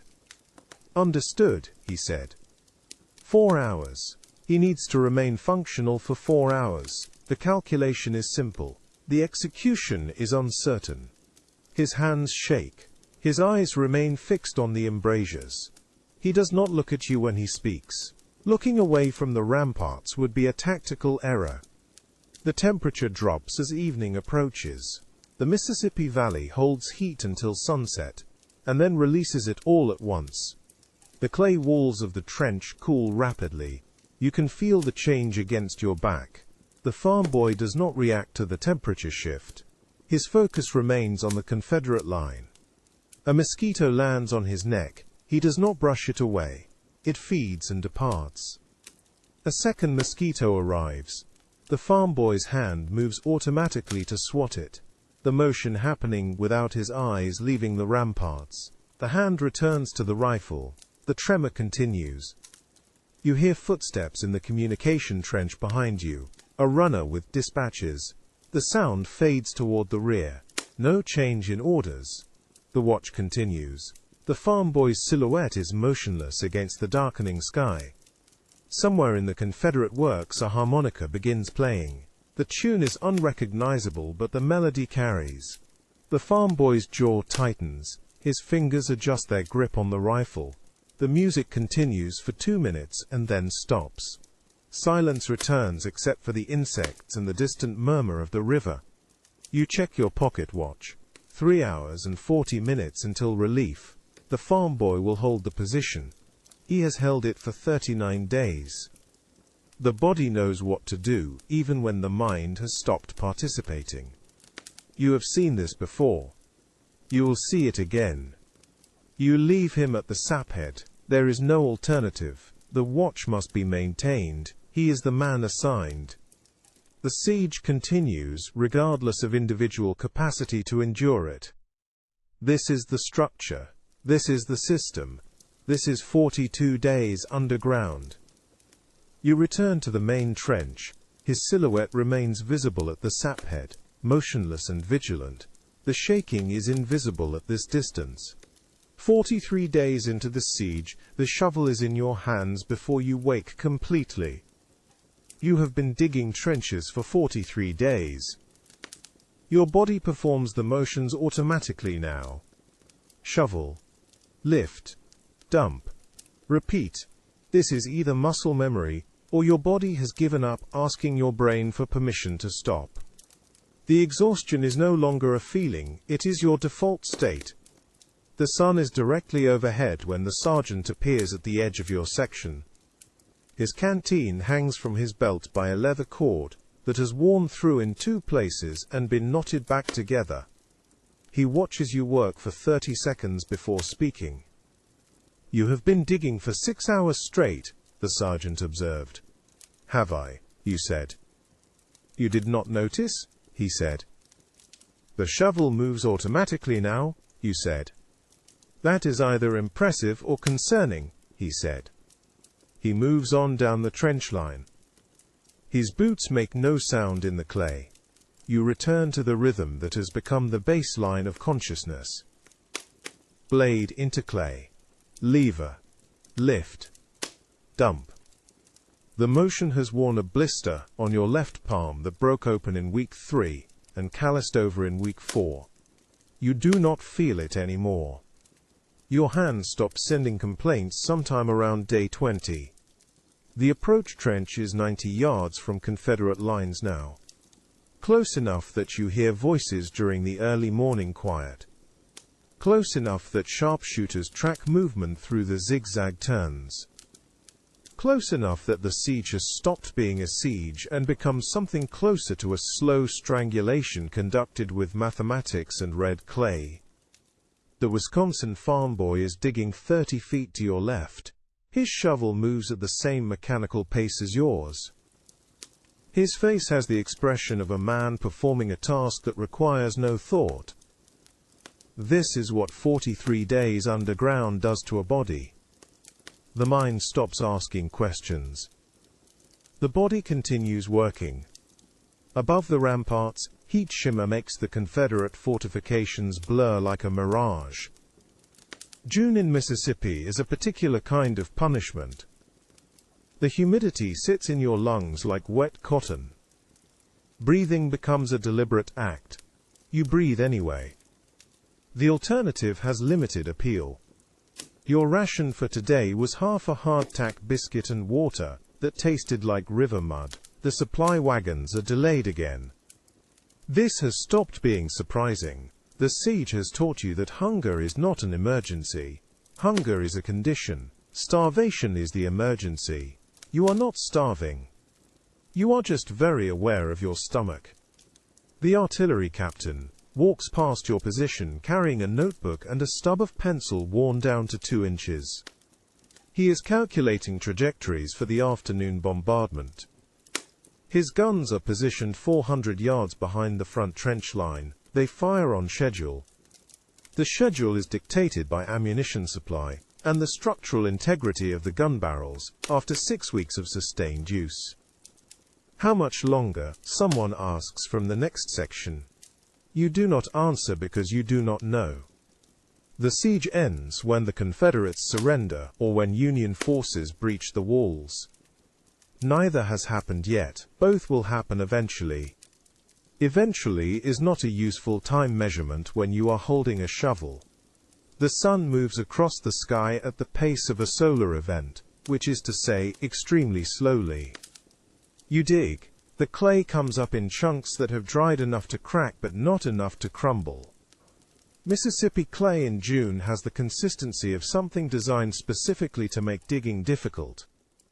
By mid-afternoon, your section has advanced another 3 feet closer to Confederate lines. 3 feet is 96 hours of labor at current rates. 3 feet is the difference between sharpshooter range and not quite sharpshooter range. 3 feet matters when the alternative is standing still. You straighten your back for the first time in 2 hours. The vertebrae make small sounds that would be concerning in any other context. Here they are, just confirmation that your spine still articulates. You drink from your canteen. The water is hot and tastes like metal and river silt. You drink it anyway. The thought of Jenkins surfaces without warning. Confederate Artillery, Chapter 3, Direct Hit. He was carrying extra percussion caps in his haversack when the shell found him. You did not see it happen, you heard it. The difference between a standard explosion and one that includes a man is subtle, but permanent in memory. The sergeant returns at sunset. His face has the expression of a man who has been walking the trench line for 6 weeks and seeing the same exhaustion in every face. "Get some rest," he said. "Tomorrow the pattern repeats." You climb out of the trench. Your rifle pit is 15 feet behind the forward line. It is 4 feet deep and just wide enough to lie down in. The ground sheet is stained with clay that will never wash out. You lie down anyway. Sleep arrives before you finish lowering your head. The silence is wrong. You open your eyes to pre-dawn grey light and the absence of artillery concussion. For 47 days the morning has begun with shelling. This morning begins with quiet so profound you hear individual voices along the Confederate ramparts. The sergeant is standing at the edge of your rifle pit. His expression is neutral in the way that precedes significant news. "White flags on the fortifications," the sergeant said. "The artillery has stopped," you observed. "After 47 days," he said. "The silence is the most beautiful sound I have ever heard," you said. "That is not technically a sound," he said. "It is today," you said. Men are emerging from rifle pits and approach trenches along the entire Union line. They stand upright for the first time in weeks without calculating sharpshooter angles. The white flags hang motionless on the ramparts in the still morning air. There are 12 of them visible from your position. 12 pieces of white cloth that mean the siege has reached its conclusion. You walk forward to the front trench line. The approach sap extends 90 yards toward Confederate fortifications that are no longer fortifications in the operational sense. They are structures that will be surrendered rather than defended. The difference is semantic until the surrender is formalized. The difference is everything afterward. The Wisconsin farm boy is standing at the forward position. He is looking at the white flags with an expression that contains no visible emotion. 47 days of transformation from fear to numbness. The flags mean the transformation is complete. There will be no more shelling to not flinch at. The river is visible through the gap in the fortifications. Brown water moving south at the pace of continental drainage. The Mississippi has been there the entire siege. It will be there after the siege. Rivers do not care about sieges. The artillery captain appears from the battery position. His guns are silent. The barrels have cooled for the first time since May.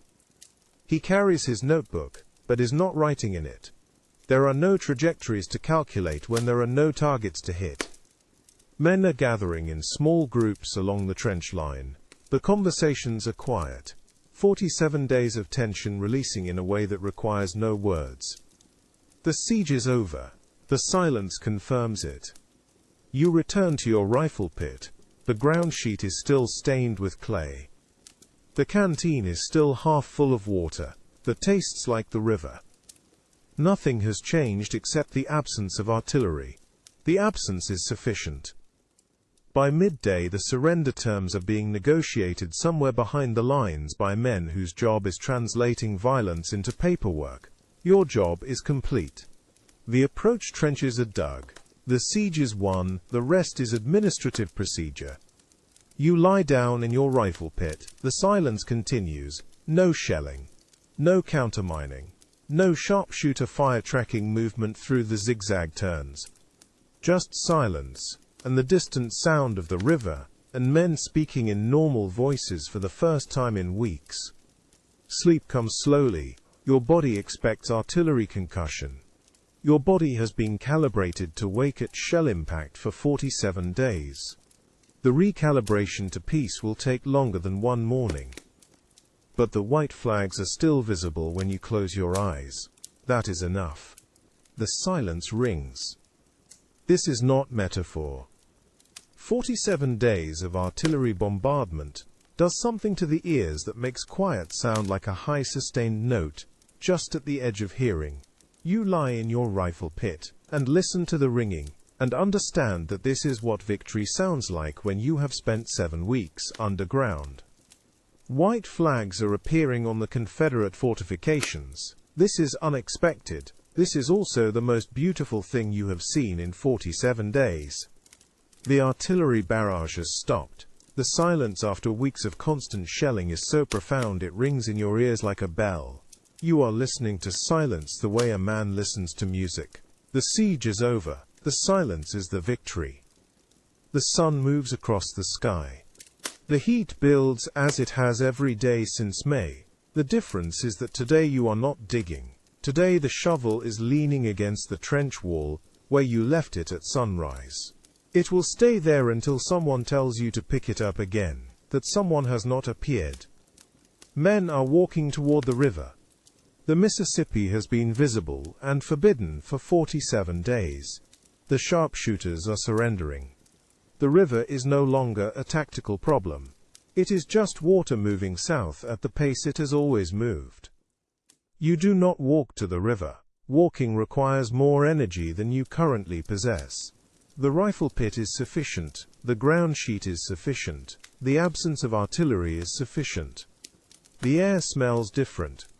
47 days of gunpowder smoke has stopped being background and become baseline. Now the smoke is clearing. What remains is Mississippi morning. Clay and river water and something green from the trees beyond the fortifications. You had forgotten that air could smell like growing things. The Wisconsin farm boy passes your position. He is walking slowly toward the rear lines. His rifle is slung across his back. His face has the same neutral expression it has worn for weeks. The numbness is complete. The siege ended, but the numbness remains. The sergeant appears in the late afternoon. He sits on the edge of your rifle pit without speaking. His coffee cup hangs from his belt. He has not filled it. There is nothing to say that requires coffee as accompaniment. 47 days, he said finally. You nod. The ringing continues. The silence continues. They are the same thing. He stands and moves down the line. His boots make no sound in the clay. The clay is drying in the June heat. In a week it will crack. In a month it will be dust. The trenches will fill with rain and collapse, and be erased by weather and time. But today they are still here. The approach saps extending 90 yards toward fortifications that flew white flags at dawn. The rifle pits dug into red clay. The ground sheets stained with mud and sweat. And 47 days of siege warfare conducted with shovels and mathematics. You close your eyes. The ringing continues. You have become accustomed to it. Sleep will come eventually. It always does. The body shuts down when it has exceeded operational capacity. You exceeded operational capacity sometime around day 30. The river whispers in the distance. Brown water moving south. Indifferent to sieges and surrenders and men who spent 47 days digging trenches in Mississippi clay. You sleep anyway. Your hands remember before your mind does.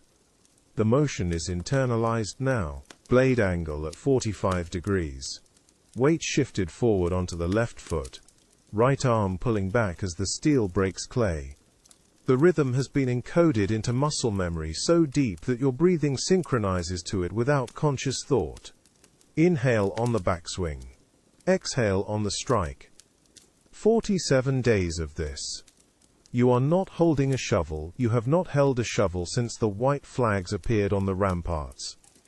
But your shoulders roll through the familiar pattern anyway, phantom weight, pulling at tendons that have learned to expect resistance that is no longer there. The sergeant watches you from across the rifle pit. He does not say anything. He has seen this before. It'll pass, he says finally, not unkindly. You nod. Your hands flex open and closed.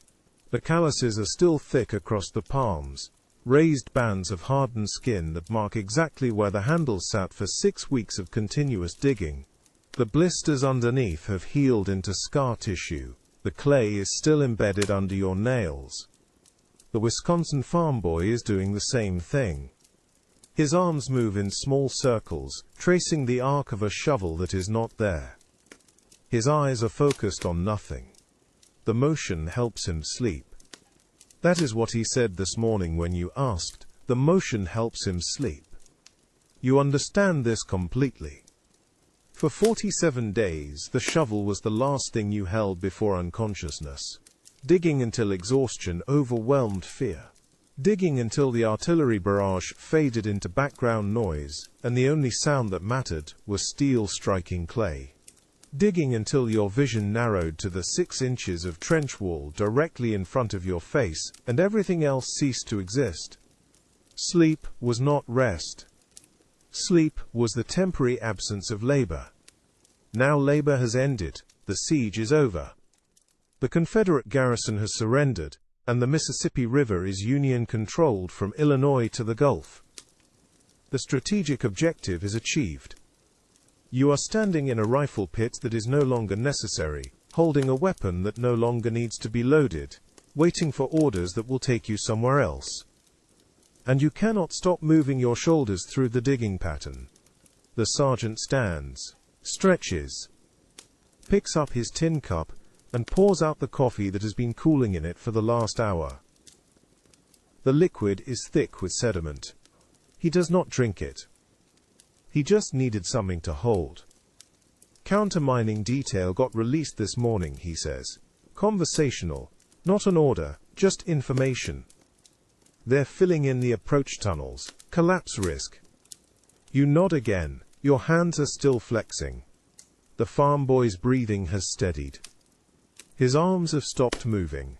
He is asleep, sitting upright, with his back against the trench wall, rifle across his knees, head tilted forward so his chin rests on his chest. The shovel rhythm carried him all the way under. You watch him for a moment, then you close your eyes. The motion is still there, blade angle, weight shift. Strike. The rhythm so deeply internalized that it does not require a shovel anymore. It does not require consciousness. It is simply the pattern your body returns to when it is ready to stop being awake. Inhale on the backswing. Exhale on the strike. The air smells like wet clay and standing water. Somewhere in the distance a mule brays once and falls silent. The sound reaches you through layers of exhaustion, barely registering, already fading. Your wrists ache in the specific way they learned to ache during week 2, when the blisters first opened and you kept digging anyway because the alternative was a court-martial for refusing orders. The ache is familiar now, almost comforting, a signal that the day's work is done, even when no work was performed. The Mississippi whispers, somewhere beyond the trench line. The hardtack stopped arriving 3 days before the surrender. You did not panic. Panic requires energy. By week 6 of the siege, energy was a resource allocated only to essential functions. Digging, shooting, staying awake during sentry duty. Emotional responses to supply failures did not make the list. 1 biscuit divided by 3 days. That was the ration during the final week. The calculation was simple. The implementation was less so. You learned to break the biscuit into fragments small enough to chew without cracking a tooth. Then let each fragment dissolve slowly on your tongue, so your body believed it was receiving more than it was. Your stomach stopped complaining after 2 weeks. This was either adaptation or surrender. You still do not know which. The Wisconsin farm boy is awake now. He blinks twice, focuses on the middle distance, then reaches for his canteen. The water inside is warm and tastes like metal. He drinks anyway. The motion is automatic. Hydration is still required even when hunger has stopped hurting. Supply wagon came through an hour ago, the sergeant says. He is not looking at you. He is looking at the ramparts, even though the ramparts are quiet, and have been quiet since dawn. Old habits. Real rations this time. Bread, salt pork. You nod. The information registers without triggering anticipation.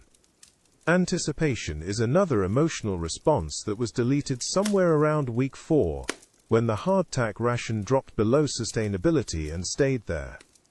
The sergeant glances at you, then at the farm boy, then back at the ramparts. You're gonna eat it anyway, he says, flat, certain. Even if you don't feel like eating, that's an order. Yes, Sergeant. The farm boy echoes the response half a second later. His voice is steady. The obedience is automatic. Orders are easier than decisions. Your body learned a different arithmetic during the siege. Calories consumed versus calories expended. Hours of labor measured against ounces of hardtack. The equation never balanced, but you solved it anyway by reducing the variables you could control. Movement became economical. Speech became optional. Thought narrowed to the immediate task and nothing beyond it. Jenkins used to complain about the rations during week 1. His voice carried across 3 rifle pits, loud enough that the sergeant had to tell him twice to keep it down. By week 2, Jenkins had stopped complaining. By week 3 he was gone. Artillery found his position on a Tuesday morning. Direct hit. The hardtack ration did not increase when his share became available for redistribution. The hunger that stopped hurting is still there. It did not vanish with the arrival of the supply wagon. It simply stopped being relevant. Your body learned to function on insufficient fuel. Because insufficient fuel was all that existed. The alternative was non-function. Non-function was not survivable. So you survived. The sergeant is still talking. You realize this after a few seconds of silence. That was not actually silence. He is explaining the new camp layout. Where the supply depot is. Where the field hospital relocated to. Where the burial detail is working. You nod at appropriate intervals. The information is stored somewhere. You will retrieve it when retrieval becomes necessary. The farm boy has closed his eyes again. His breathing is slowing. The rifle is still across his knees. His hands are still around the stock. But his grip has loosened. Sleep is pulling him under again. You lean back against the trench wall. The clay is cool against your spine. The air smells like river mud and gunpowder residue and something else you cannot identify. Magnolia, perhaps. Rotting vegetation. The scent of a siege that has ended but has not yet been cleaned up. Your stomach does not complain. It has not complained in weeks. The hunger is simply a background condition now, like the ringing in your ears or the calluses on your hands, or the way your shoulders still move through the digging pattern even when no shovel is present. The Mississippi whispers. You sleep. The jokes started during the first week. Small ones. Observations about the clay, about the quality of the hardtack, about the Confederate artillery crew's apparent commitment to waking everyone up at the same time every morning. The humor was dry, survivable, the kind of commentary that acknowledged the situation without dwelling on it. Nobody laughed during week 1. By week 3 the jokes had evolved. Darker, more specific. The sergeant would time his observations to land in the silence between shell impacts, his voice cutting through the ringing with a precision that suggested he had been calculating the intervals. A comment about the artillery captain's coffee consumption. A remark about the Confederate ramparts, structural integrity. A question about whether anyone had checked if the river was still there, or if it had gotten bored and left. People started laughing during week 3. Not because the jokes were funny, because the alternative was silence.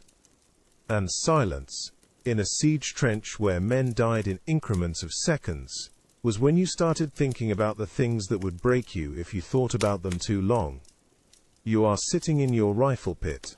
The sergeant is 20 feet away, moving down the trench line with the same mechanical precision he has maintained for 47 days. He stops at each position, checks the man stationed there, says something you cannot hear from this distance, moves on. The Wisconsin farm boy watches him. His expression is unreadable. He's counting, the farm boy says quietly. Not to you, not to anyone in particular, just stating a fact. He's been counting since week 1. You already knew this. Everyone knew this. The sergeant's jokes were never random. They were calculated acts of morale maintenance delivered with the timing of a man who understood that survival required laughter, even when nothing was funny. Every joke kept someone from breaking. Every observation about the absurdity of the situation was a deliberate choice to acknowledge the absurdity out loud, so it could not grow larger in silence. Every moment of dark humor was the sergeant deciding that his company would survive by laughing instead of by pretending the situation was manageable. The laughter was never about the jokes. It was about the man telling them.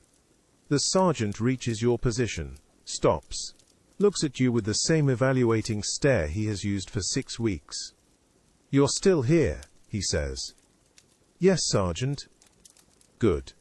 He glances at the farm boy, back at you. "Supply detail leaves at dawn. You're both on it. Get your gear sorted tonight." He moves on before you can respond. The farm boy exhales slowly. His hands are steady on his rifle. The shaking that was visible during week 1 is gone. The fear that made him flinch at every shell burst has been replaced by something else. Not courage, not numbness, something in between. You understand now. The humor was never casual. It was a survival tool deployed with the same precision the artillery captain used to calculate trajectories. Every joke was the sergeant deciding his men would make it through one more day. Every laugh was proof the decision was working. The trench wall is warm where the afternoon sun has been touching it. The clay radiates heat slowly, releasing the day's accumulation in increments so small you would not notice if you were not leaning against it. Your breathing has slowed to match the farm boy's rhythm. Somewhere down the line, a tin cup scrapes against a rifle stock. Metal on wood. The sound is thin and distant. The Mississippi whispers below the bluff. You close your eyes. The shovel rhythm is still there, synchronized to your breathing, carrying you towards sleep. The hunger that stopped hurting is a background hum. The sergeant's voice is a memory now, jokes preserved in the part of your mind that stores the things that kept you alive. 47 days underground, 47 days of calculated laughter in a siege built from red clay and starvation, and the constant certainty of artillery. The sleep is earned, the river is quiet, the sergeant is still counting. You sleep anyway. The countermining conversations are the strangest form of communication you have encountered in 47 days of siege warfare. Confederate miners dig between 2 and 4 a.m. with the confidence of men who believe Union sentries are drowsiest then. You and your partner lie in the listening post with your ears pressed to the clay, tracking the sound of their shovels through 12 feet of Mississippi earth. They work in a pattern. 30 seconds of digging, 10 seconds of silence, 30 seconds of digging. The rhythm is consistent enough to set a watch by. "They're moving east," your partner whispers. You nod. The sound shifts left to right over the course of an hour, which means they are extending their tunnel parallel to your trench line rather than approaching it directly. This is either very clever or very stupid, and you will not know which until they finish. The Illinois sergeant joins you at 3 a.m. He listens for 5 minutes without speaking. "They're trying to get under the approach sap," he says finally. "Yes, Sergeant." "They think we don't know." "Yes, Sergeant." He spits tobacco juice into the darkness. "We advance at midnight, 15 yards. Straight toward their main tunnel. They'll hear us and think we're coming for them. They'll pack powder and blow it early, before they're in position.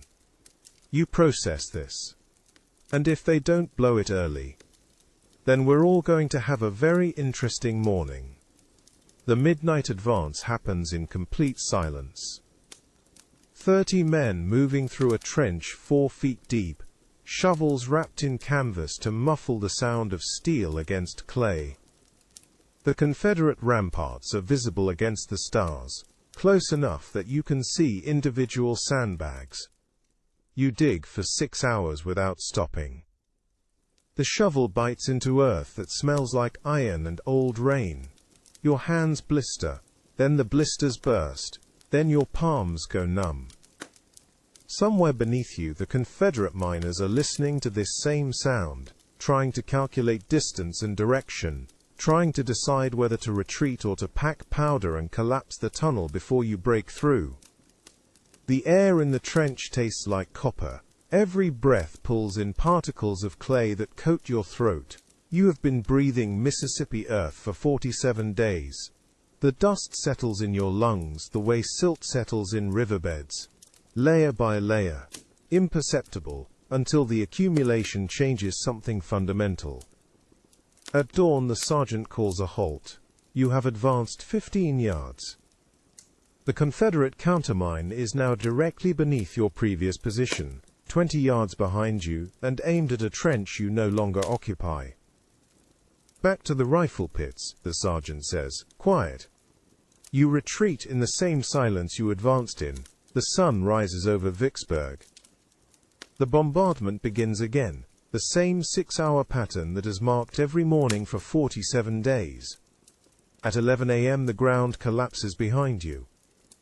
The explosion is muffled by 12 feet of clay, but you feel it through your boots. A compression, then a void, then the sound of earth falling into a space that should not exist.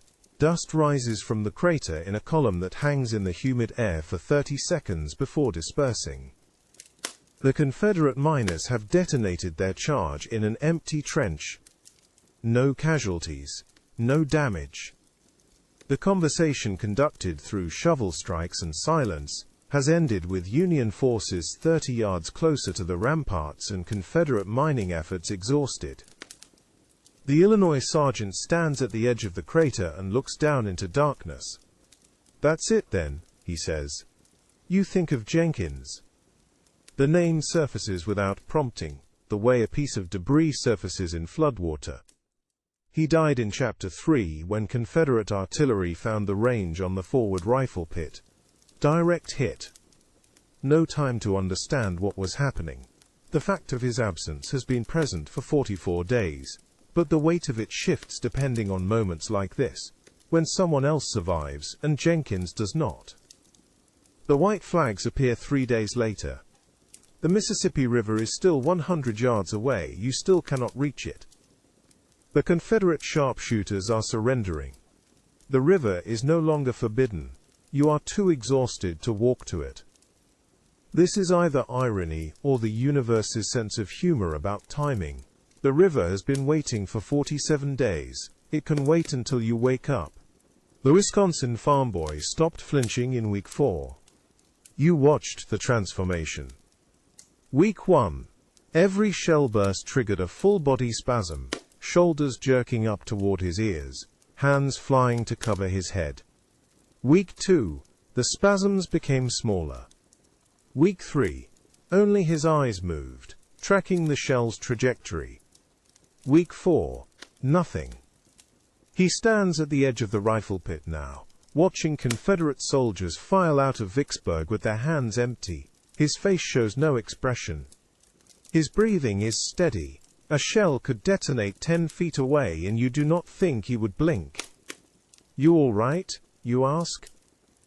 He turns his head slowly, as if the question is coming from very far away. "Yes." His voice is flat, informational. The voice of a man reading numbers from a ledger. You do not believe him, but you also do not know what question to ask that would produce a different answer. The person who flinched at shell bursts has been replaced by someone who has learned that flinching changes nothing. The adaptation was necessary.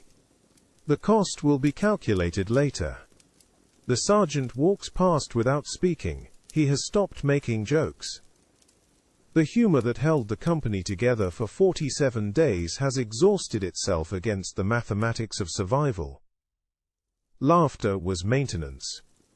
The siege is over. The machinery no longer requires that particular lubricant. You think about the farm boy's hands. They shake when he holds his tin cup. They shake when he cleans his rifle. They do not shake when artillery fires. The body has learned to distinguish between situations that require steadiness and situations where steadiness is optional. This is what 47 days underground does to a man. Fear becomes numbness. Numbness becomes operational capacity. The person who arrived at Vicksburg in May no longer exists. Someone else is wearing his uniform. He will need to explain this transformation when the war ends. He will need to describe what happened to him in words that make sense to people who were not here. You do not know if such words exist. The Mississippi River whispers somewhere beyond the trench line, the same sound it has made for 47 days. The farm boy does not turn toward it. Water is no longer interesting. Nothing is interesting. Interesting implies capacity for reaction, and reaction has been trained out of him by systematic exposure to threat. The heat presses down. The air does not move. Sweat collects at the base of your spine, follows the curve of your vertebrae downward, soaks into the waistband of trousers that have not been dry in 6 weeks. You leave him standing at the rifle pit. There is nothing to say. The transformation is complete. The clay sticks to everything. Your hands, your rifle, your uniform, the inside of your mouth where dust has settled during 47 days of digging. Mississippi earth has the consistency of mortar when wet, and the consistency of brick when dry, and it has marked you in ways that will not wash off. Your shovel blade is smooth where the clay has worn the metal. 47 days of striking earth at a 45-degree angle. Weight shifted forward onto the left foot, right arm pulling back as the steel breaks resistance. The handle fits your grip like a tool made specifically for your hands. You set the shovel against the trench wall. Your palms are calloused in patterns that mirror the wood grain. The blisters that formed in week 1 have been replaced by skin that no longer feels pain when gripping rough surfaces.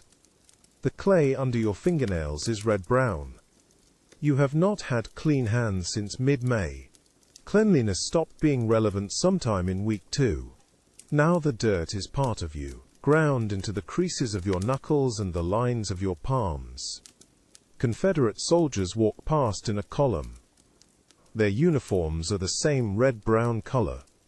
47 days underground has turned both armies into creatures of clay, marked by the same earth that refused to yield until both sides had exhausted themselves against its resistance. The Mississippi River flows somewhere beyond the trench line. You can hear it, but you cannot see it. The sound is constant, has been constant, will continue after you leave. Water does not care about sieges. Water moves according to gravity and gradient, indifferent to the human calculations happening along its banks. The sergeant sits with his back against the trench wall. His coffee is cooling. He has been holding the tin cup for 20 minutes without drinking. This is what exhaustion looks like when humor has been used up. You close your eyes. The darkness behind your eyelids is the same red-brown as the clay. Everything is the color of earth now. You cannot remember what clean looked like. The shovel rhythm continues in your chest, even though you have stopped digging. 47 days of repetition has trained your body to expect the motion. Breath sinks to the absent labor. In, hold, out, break earth. In, hold, out. Sleep arrives before you finish the thought. The Mississippi is 100 yards away. For 47 days, it has whispered beyond the trench line. Muddy water moving south, with the certainty of something that existed before the siege and will exist after the siege. You are too exhausted to walk to it. The white flags are visible on the ramparts. The artillery has stopped. The surrender negotiations are happening somewhere beyond your concern. The river flows. You think about water, not the canteen water that tastes of canvas and metal, the river water. Brown and thick and carrying everything that has happened upstream toward everything that will happen downstream. Indifferent flow. The Wisconsin farm boy sits 20 feet away. His hands are still. His breathing is even. The transformation from fear to numbness is complete. You do not speak to him. There is nothing left to say that the silence has not already said. The Illinois sergeant is somewhere along the trench line. His jokes have gotten quieter over 47 days. Each loss took something from the humor, until what remained was just the habit of speaking. The river does not require jokes. The artillery captain is calculating something. Probably trajectories that will never be fired. Probably angles that no longer matter. His tobacco is gone. His guns are silent. The river whispers past all of it. Jenkins died in week 1. Confederate artillery, direct hit on his position during the first full bombardment. You remember his name but not his face. The siege took the details, left only the fact of absence. You close your eyes.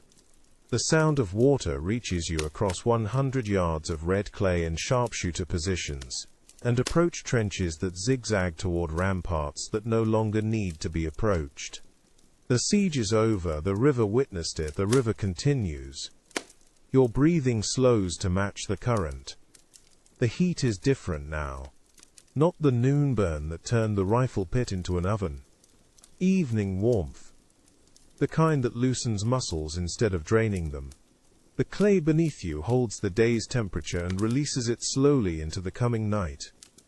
The exhaustion is not dramatic, it is simple. You survived 47 days. The mathematics resolved. The heart attack stopped, and then the shelling stopped, and then the white flags appeared, and now the river flows exactly as it flowed before any of this began. You do not need to walk to the water, the whisper is enough. The quiet rings. 47 days of artillery bombardment does something to the ears. The absence of sound becomes its own presence. A high sustained note just at the edge of hearing. You do not know if it is real or if it is the ghost of every shell that exploded overhead. The white flags are still visible, the surrender is still happening, you are still in the rifle pit, the silence continues. No voices along the trench line. No shovels biting into clay, no ramrod down the barrel, no orders called, no jokes told. The silence that means victory is more powerful than any sound that meant war. You breathe into it. The Wisconsin farm boy has not moved. His stillness is complete. The transformation that began in week 1 is finished. The silence is his natural state now. You do not disturb him. The river whispers somewhere beyond the trench line, quieter than the silence. Or maybe the same sound as the silence. Water moving south, the only movement that matters. Your hands rest on clay that no longer needs to be shaped into fortifications. The shovel rhythm has stopped. The digging is done. The approach trenches have reached their final geometry. The silence holds all of it. The air smells different. Not the powder smoke that coated everything for weeks. Something older. Turned earth and river mud, and the faint green of cottonwood trees somewhere beyond the Confederate works. The siege smell is fading. What remains is just Mississippi in July. You close your eyes and the ringing continues. Not uncomfortable, just present. The sound of 47 days ending. The peace that descends after constant thunder. The exhaustion is in your bones now. Not pain, just weight. The accumulated cost of surviving. The silence gives permission to feel it. You breathe. The river flows. The quiet rings like a bell that has no beginning and no end. The earth beneath you. 4 feet deep, 3 feet wide, dug over 6 weeks with a shovel that blistered your hands. The walls are red clay. The bottom is packed from 47 nights of sleeping in the same position. The siege is complete. The white flags visible, the silence ringing, the Mississippi flowing, all of it present but distant. The rifle pit is the only geography that matters. You sink into it. The Wisconsin farm boy's breathing is audible from 20 feet away, steady, even. The sound of someone who has learned to sleep through bombardment, and who no longer needs to learn anything. The sound of earned rest. Your own breathing slows. Matches his rhythm, matches the river current, matches the silence that rings. The exhaustion releases. Not all at once.